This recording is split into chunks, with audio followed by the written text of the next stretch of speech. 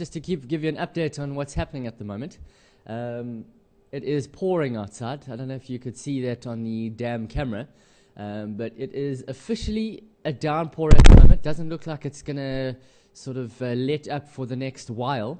I'm going to be in final control for a bit, just to chat with you folks. And if you would like to send in a few questions, you are more than welcome. Unfortunately, as Patrick has said, the camera at the waterhole is a fixed camera at the moment. It's not that it's a frozen picture, but we just got to hope that something walks into view as we are here this morning. But as generally goes with weather like this, sightings are generally down. But you never know. You never know. We might see something coming down for a bit of a drink. So I'll stay in for a while if you'd like to come in. And I see some of you are making a comment about my hairless face. Yes, I'm back to my usual shaved self, to some of your approval, I think. But anyway, so I'll be around for a while, and if you'd like to chat, I'll be here for a bit.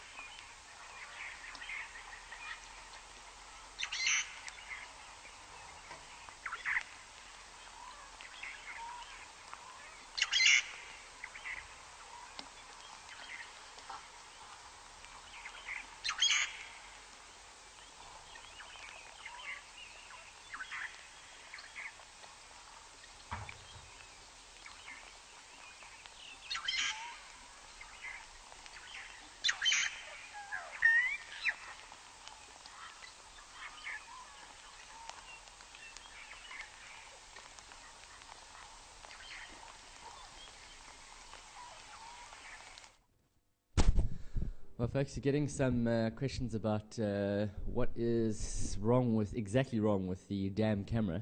At the moment, we've got a new joystick controller box, and it seems as if the whole link and the whole line that goes to the new box, there's something wrong with it. Both myself, Mark, and Will have had a look at it, and it seems as though the stopper, you know, when we were able to move the camera from left to right, you could only go left and right to a certain point. There was a little stopper that was on the back of the camera so that you couldn't go all the way around. Otherwise, you end up winding all the wire up and you pull the wiring out. And this is exactly what happened. The stopper came off, and the camera just kept on getting moved around, left, right, up and down, and just pretty much wound the wire around the whole camera and pulled everything out. And this has somehow caused a bit of an issue with the rest of the equipment, possibly a short somewhere. So it's not as easy as simply just putting a new motor and cabling in. It's a matter of finding out where some of the other problems are lying at the moment. So it's we've got a whole new motor head on there at the moment. It's the same cameras. We've got a motor head. We've got a new control box. We've had to replace the power supply, 12-volt power supply, as well as the 24-volt power supply. Yeah, it's not an easy fix, and of course we can only go out there during game drive times. Of course, we're not allowed to be seen from the lodge when the guests are in camp, so it's a bit difficult for us. But yeah, we are working on it, and we'll be back here, I think, in the next couple of days. I think by the weekend. So he should have some sort of idea on how we can get it sorted. So it shouldn't be for too much longer. I know it's not the greatest. But, you know, this is how things go out here in the bush. Fortunately, we can't just run out and quickly get something if we need to fix it. We've got to make some kind of bush repair. And something like this, a bush repair, won't last for very long. So if we repair it, we're going to have to make sure that it is fixed for good, so that you guys can get to see it and use it for a while to come. So that's what's happening with the camera. And I know there were a few of you that were sort of asking about why the image was so clear yesterday afternoon with Patrick on drive and Catherine on camera, because we were running in 2D, two-dimensional. The one camera inside that moves on a rail has managed to get stuck on the railing. It's got a sort of a screw thread that has little motors that sort of move it from left to right as the second eye for the 3D, and that has managed to get itself stuck inside there. So we're only using one camera, and we're running 2D. So we didn't have any issues besides, of course, the general signal area, which should be fixed shortly due to the amplifier, the 20-watt amplifier that is coming from Joburg that's being repaired. That was the old amplifier that came with Jigger. So we should be getting our signal back to its good old self, and we'll be able to traverse way more areas when that amplifier comes. And as soon as we can get those cameras sorted out inside the 3D rig, then we should be running better picture, better signal. Also, we are going to be pretty fine, as Will likes to say it. I don't know if you saw the diary with Herman the other day. There's a lot of wires. It's very difficult to do everything sort of a final wiring, because you know we are still busy perfecting this 3D rig, and if you put all the wiring away, you're just going to end up taking it all out again to rectify it. So it's a bit difficult to keep everything absolutely 100% when you are at this stage of the game, but we are definitely working on it. And part of what my job is at the moment is waterproofing the Gunda. So when we have when summer's coming up and we have the 3D rig all done and dusted, we can go out in the rain and not have to worry about coming back if it is pouring out there like it is this morning.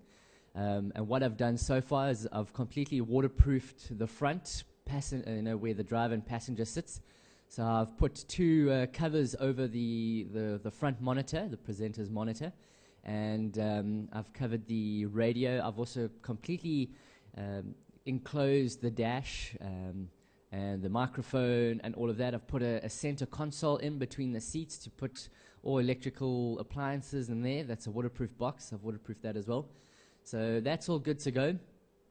I've got a huge waterproof bag that's I got made outside here in Hoedspruit, which Herman is picking up today for the camera and for the 2 nano flashes. So once that's done, it's just a matter of enclosing the front by all the boxes and all the cabling, and then we're good to go. So yeah, we're getting there. We are getting there, and it should just be getting better from now on. So for all of you that are staying with us and that are understanding how things go, we really do appreciate it, and stick with us, because 3D Safari is the way of the future. And if you've just been able to see some of the 3D diaries, you'll see how immersive it is and how amazing this footage is. And it really does add a new dimension. Myself and Sebastian were chatting yesterday. The new slogan should be for Safari, a new dimension. It's in our nature, because obviously 3D with a new dimension. So we're thinking that would be quite a nice one, and we'll chat to Will about it and see if we can bring that in. So that's how we're going for a while, and yeah, we'll see. I see there is a question coming in. Let me see if I can have a read. Have you heard any more on white cloth? Pam is saying white cloud, but it's white cloth's cub. Where is it at, or if it has survived? That's from Pam in Colorado. Pam, I haven't heard anything from white cloth's cub. There was a bit of speculation. I think it was about a week or 2 ago, there was a leopard seen in a tree very distant from Cheetah Cutline. I know Mark and Herman went out and they saw it very far in a tree. And some of them sort of thought that was white cloth's cub. Otherwise, Pam, I haven't heard anything. The other guys haven't said anything, so not too sure. But the cub was at the age that it would be able to survive. So we only have positive thoughts and outcome beliefs to white cloth cubs, so no worries there. Alrighty, so I'll go back out and I'll have a look at the chats and see if there are any other questions coming in.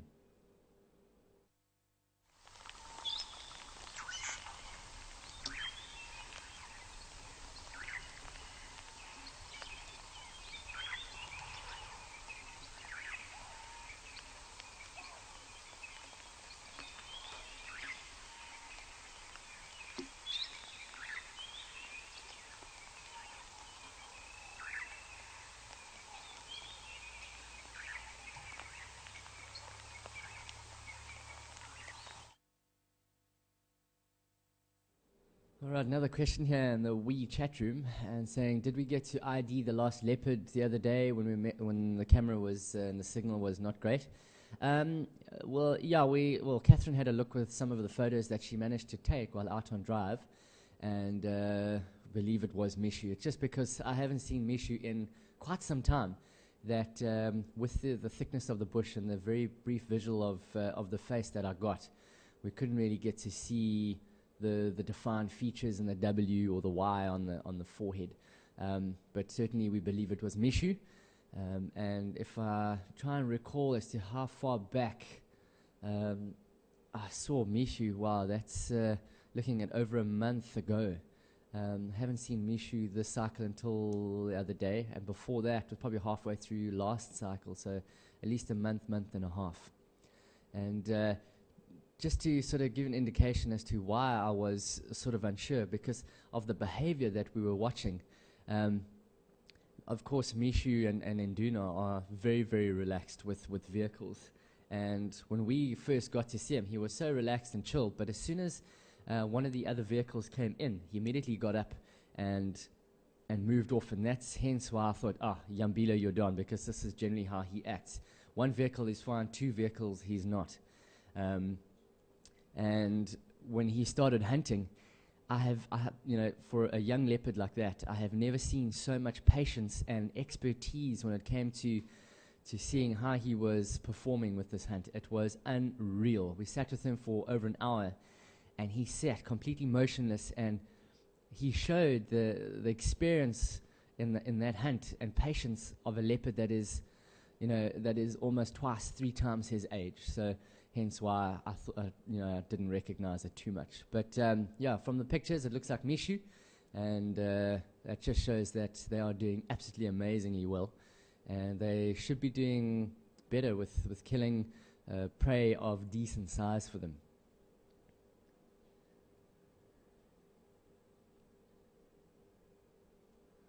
All right, getting another question here about, Jared, do they have to stop to shoot in 3D, or can it work while mobile? No, you can. It work while it's mobile. You can, as long as the cameras are able to move, then you can, while going out and moving around, you can change it out there in the bush. So yes, we can. Someone's saying the sound is a bit too low. How's that? Is that better? I'm just turned it up a little bit here on this side. All right. Okay, I'll wait for some more questions to come in. I've got another one here.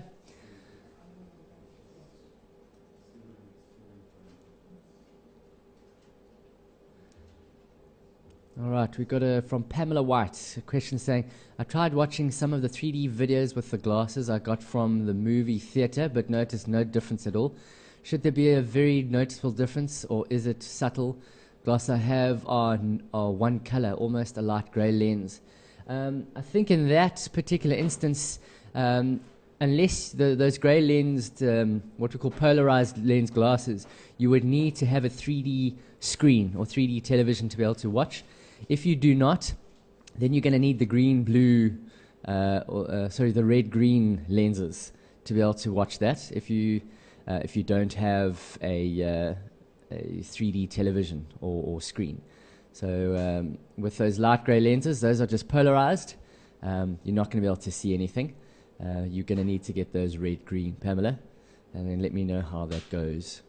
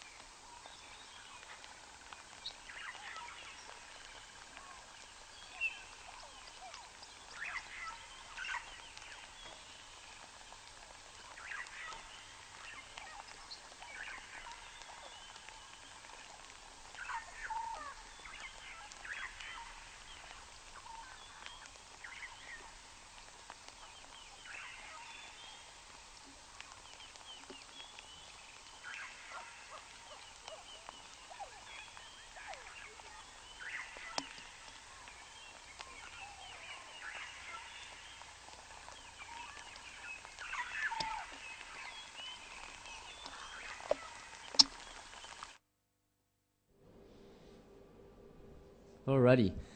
Just see some of the guys in chat are saying if we can show them the animal clips. Fortunately, Sebastian is working on them at the moment. He is working on putting some more on out there. I'm just seeing a little Dacre here coming outside final control in the little water hole. Coming for a drink. We need to fill up the water hole a little bit more. He's working on quite a few more. You can imagine on a bad day of signal, if it's cloudy or whatever may be happening, you're going to go through that same one quite a few times. So he's working on, I think he's working on about 25 minutes altogether of different clips. So fortunately I can't show you those clips, but we've got some questions coming in about scorpions. I have a question. Do all the scorpions have poison or venom? When do they use poison? Do you not fear scorpions when they walk in the bush? When you walk in the bush, are they harmless unless you attack them, or are they always aggressive? And that's from Nord. Nord, yeah, I mean scorpions are everywhere, and in actual fact, Tara brought one in yesterday afternoon, which we managed to struggle to ID because it was so small, and of course juvenile coloration may be different to adult. but from what we saw, it certainly looked like quite a dangerous one. It either was part of the Parabuthus family, which is the most dangerous of all the scorpions, and while she was in the shower, it managed to crawl up her leg, and she was very lucky that she didn't get stung. And yeah, I mean, with scorpions, let me just think. Yeah, I think most scorpions do have venom. Of course, that's part of their whole defense mechanism and attack mechanism, but certainly some of the venoms are, for humans at least, completely harmless. The hadrogens species or genus are completely, or Pistophthalmus, are completely harmless. Those are the ones that are huge black scorpions with massive pincers, very, very thin tail, and they've got massive pincers because they use their strength to crush their prey rather than sting their prey and do it that way. So we can pick them up by hand, and they're not going to be worried about it too much. It's not that we fear them when we walk in the bush, but like with spiders, snakes, and anything else that is potentially dangerous in the bush, you've always just have to be aware. And you know, in summer, especially in summer when it's hot, there's a lot more creepy crawlies around that you should be looking out for.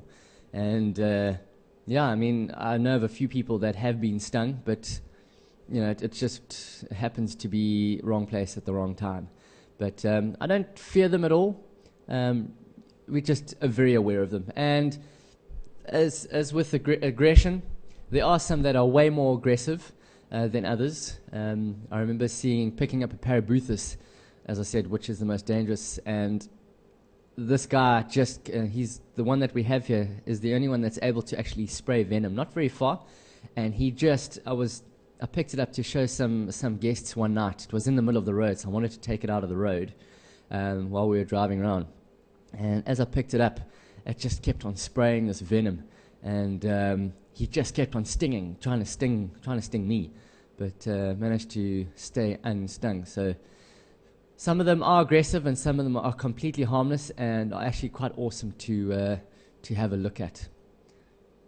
So yeah, I think a lot of them just have general, scorpions have a bad reputation, I think, with movies and things like how they portray some of these creatures, big spiders and scorpions and centipedes.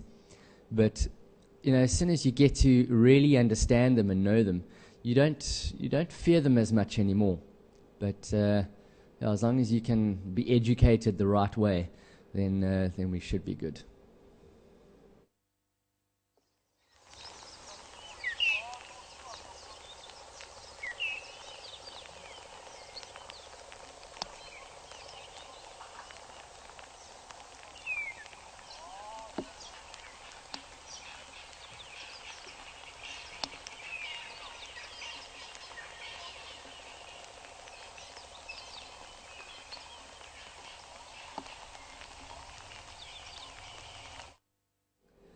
Okay, got another email here from Melanie Davis from North Carolina. And she's saying, a couple of days ago, Mark mentioned very briefly that you had to have the 3D up by September the 1st because we was going live to millions of viewers. Is this true? Can we tell me more about it? Well, Melanie, yes, 1st September we are going live to, I think it's mostly French. I think it is like 2.5 million French viewers, and some Will's busy signing other contracts now.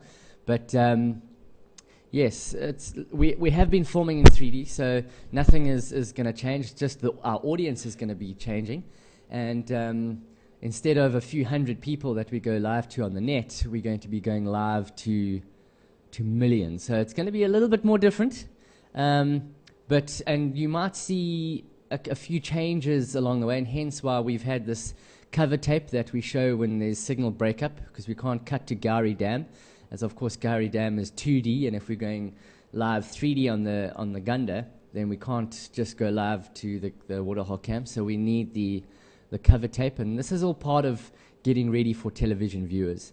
So nothing else is changing from your side. You're still going to have the option for 2D. And if you would like to watch in 3D, you know, and you got whatever it takes, then by all means. It just means that we're going to be watched by way more viewers.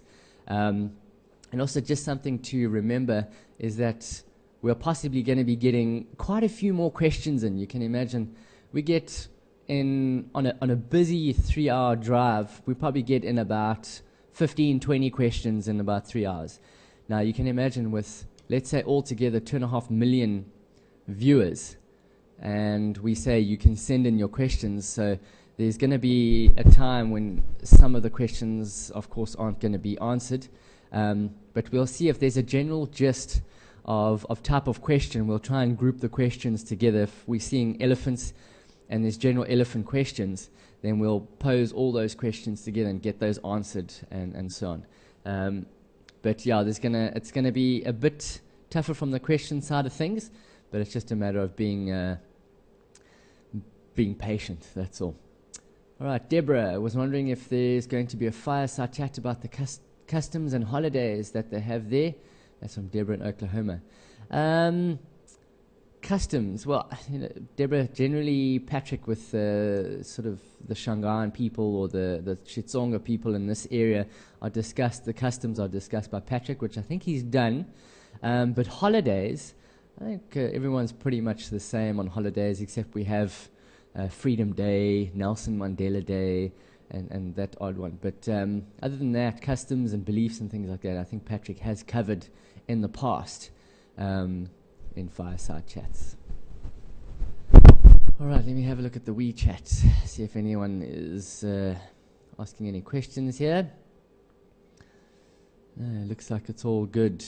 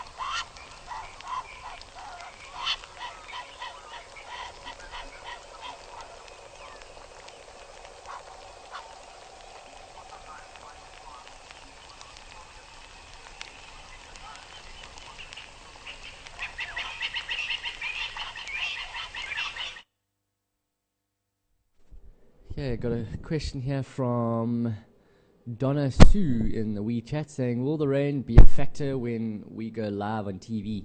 Um, it shouldn't. Although, when it's raining hard, of course you can't film in the rain.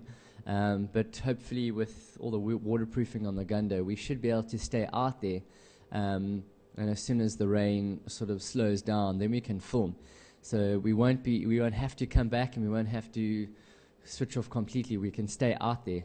But if the rain is constant and is completely drenching, like it does sometimes in summer, then of course no one can film in rain like that. It's just, it won't be good for any equipment, no matter how waterproof you are. And generally when it's raining, the sightings are pretty slow out there. But, then what we'll do is we'll probably just roll old drives or repeats of drives and what have you, and there'll be an option that the presenter will come in and chat with all the folks in the chat rooms. But anyway, it's technically it shouldn't if it's slight rain like this, but hard rain, it will affect the drives, yes.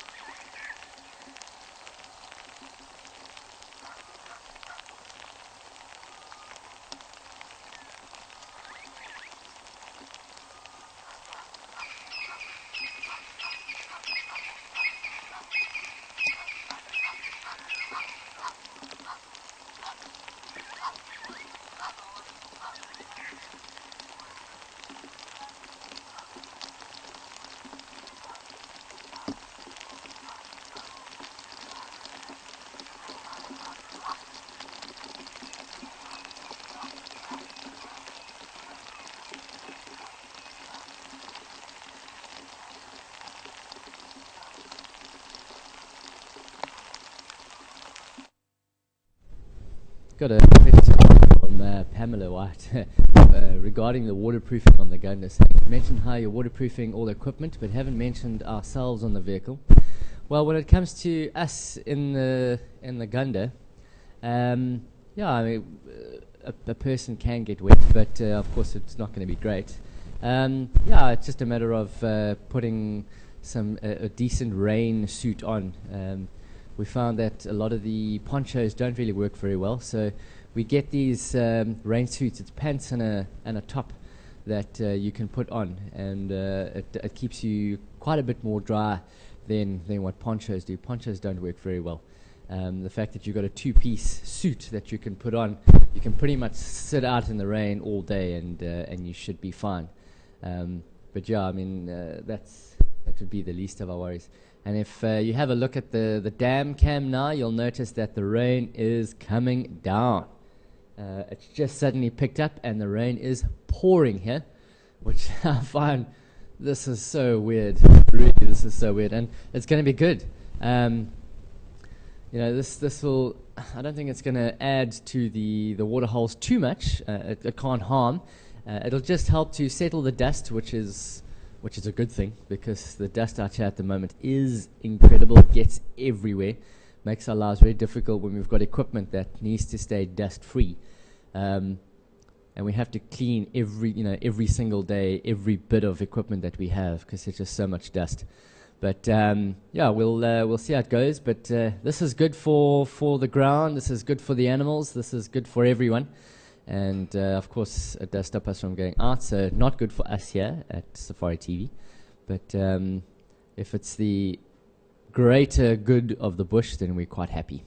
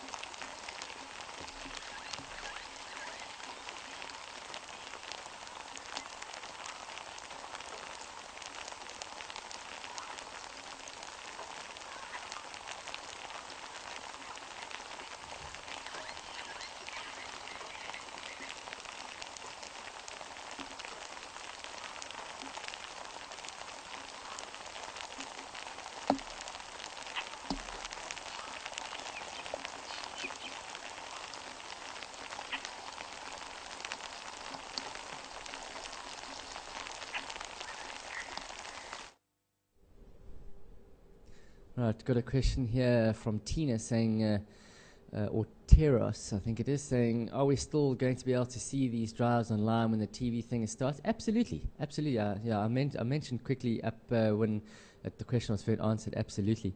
Yeah, it's still going to be streamed live on the net. So for all of you that have this, you're still going to be able to keep it. You're not going to lose anything. So no worries on that. It's just 3D is another option that we are giving folks that want to be in an immersed environment. But if you want to stay with this, all the chats and what have you, we're still going to keep it. So you guys are not going to lose out on anything. So please don't worry about that. And we all, will be good to go with the net. It's just that we have added to a television audience. That is all. So we're not going to forget about all of you folks. Of course, you've been with us from the beginning. We cannot forget about you. So that we can't just leave the net and decide, well, we're just going to leave that. So not to worry, folks.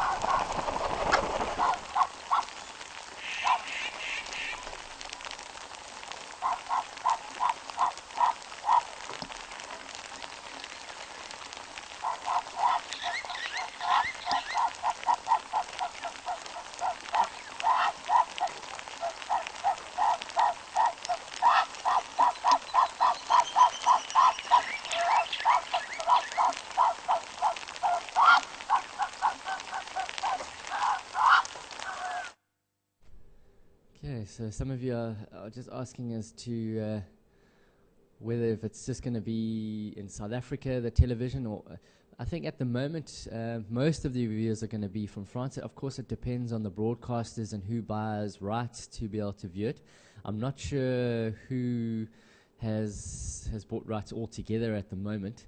That would have to be a question that Mr. Will Fox or Graham Wallington would be able to answer. Unfortunately for us on the ground, I'm not too sure as to who altogether is going to be able to watch. But I'm sure what we'll probably do, I think before we go television, there's going to be a whole lot sort of information coming for everyone out there to be able to keep up with us. So not to worry, we will update as we go, as we have been doing in the past.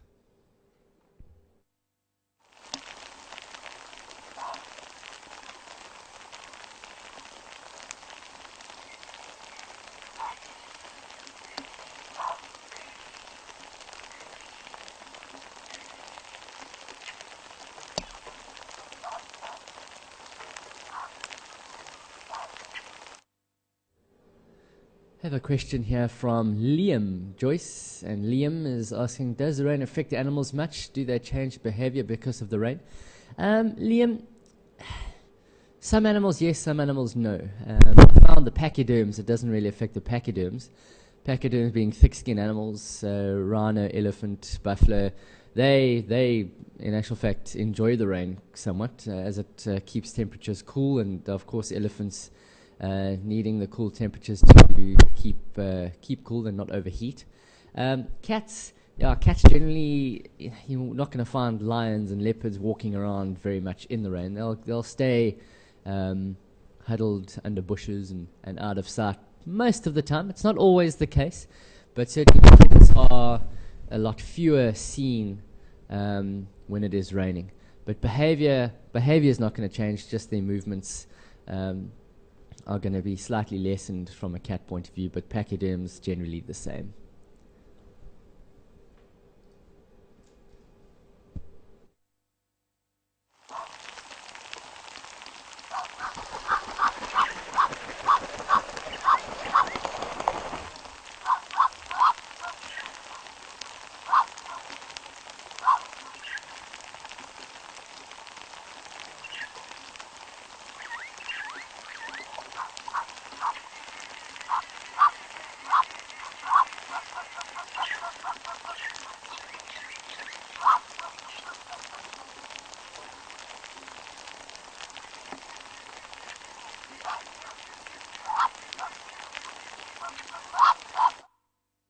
Folks, if you have a look at your monitor, we're just speaking about pachyderms, and if you see your top right-hand side of the camera, you'll notice there are some buffaloes that have just come down for a drink, these being one of the pachyderms. So they pretty much have come down and are moving around as per usual. So there we go, some buffaloes in.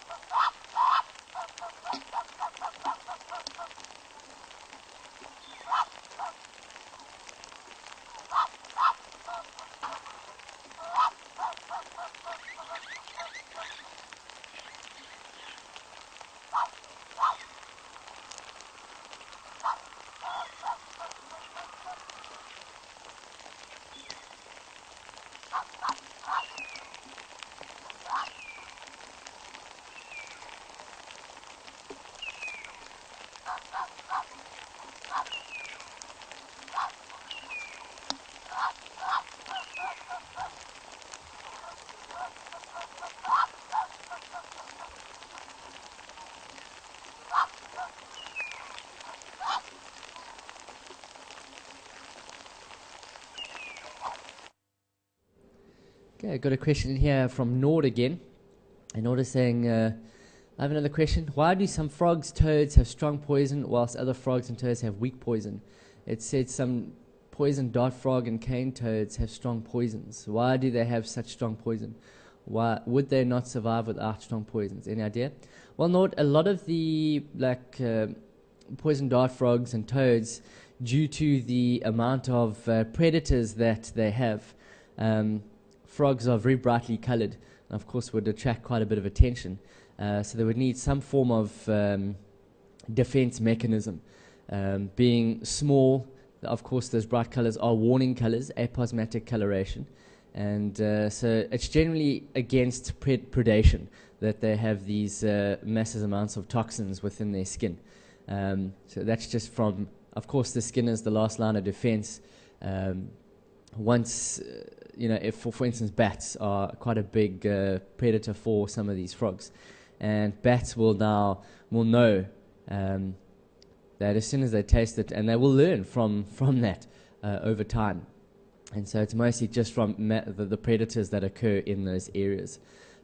So depending on how many predators. But if you look at some of the most toxic frogs occur within a lot of the rainforests, you can imagine how many predators, from snakes to birds to bats, that may want to eat them. So they need some line of defense. That's most of it, Nord. Of course, others like toads and what have you, they just have mild toxins also for anti-predation as well.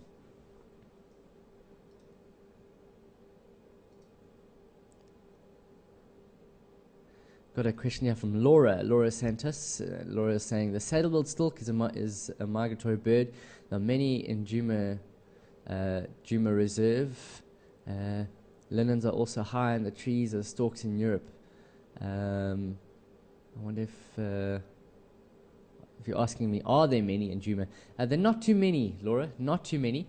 Within the Kruger and Greater Reserve area, they say there are between 80 and 100 pairs left within the Greater Kruger area.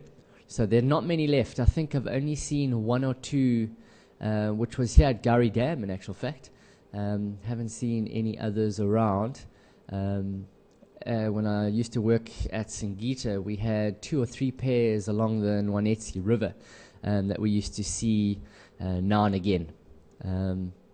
But yeah, not very many, not very many at all, and you'd be lucky to get to see them at all. All right, having a look in the WeChat.